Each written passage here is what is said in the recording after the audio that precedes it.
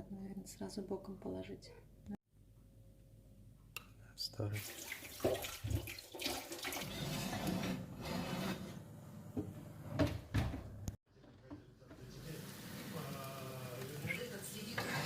Его активно используют в народной медицине против